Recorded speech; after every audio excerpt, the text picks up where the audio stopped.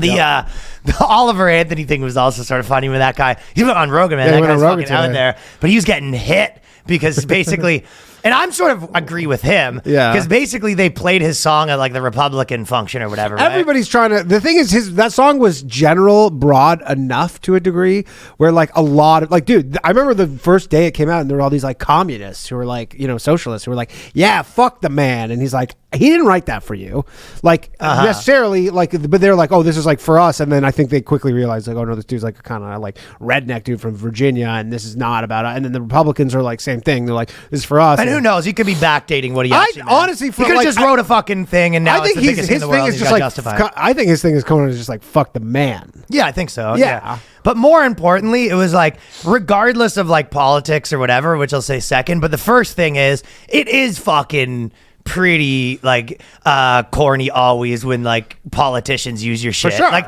you know what I mean? Like, again, like the Vivek thing, rapping, like whenever, what when is you the see, recourse like, there? I Can you think sue? Like, remember Trump was of, using "Keep on Rocking" in the free world.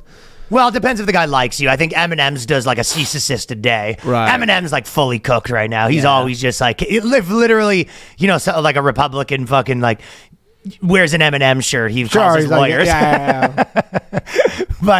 But the with the Oliver Anthony thing, like I get if you were like a musician and they were just like, this is, well, we've had it before where like Ted Cruz retweets a video and you're like, ugh. Yeah.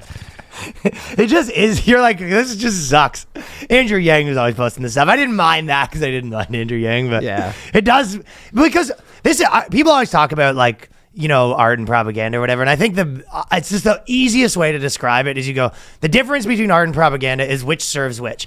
Did you use points to make a good thing, or did you use art to make a fucking good? Did you have a point that you're trying to further and you're using songs or this, but really your most important part is to get people on board with the thing, and the songs and the movies are the secondary part? Or was it the other way around where you're like using what you think to make a good thing? Yeah. It's which service is which, right? That's, to me, what the difference between propaganda and art is. What? That's why Goebbels was so good.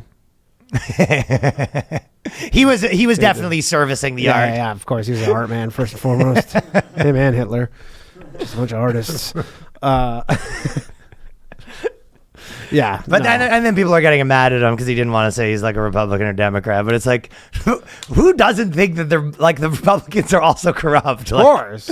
There is obviously lots of billionaires that aren't like part of that stuff, and there are some politicians. People are just so on aggregate. It's like anyone who's been in the system for 20 years is fucking bought and sold. I mean, people are like registered, especially in America. Like, people register for their parties. They're like, they're like, I would never in a million years be like, I'm not registering for a fucking party. I know. Like, I'll just show up and vote.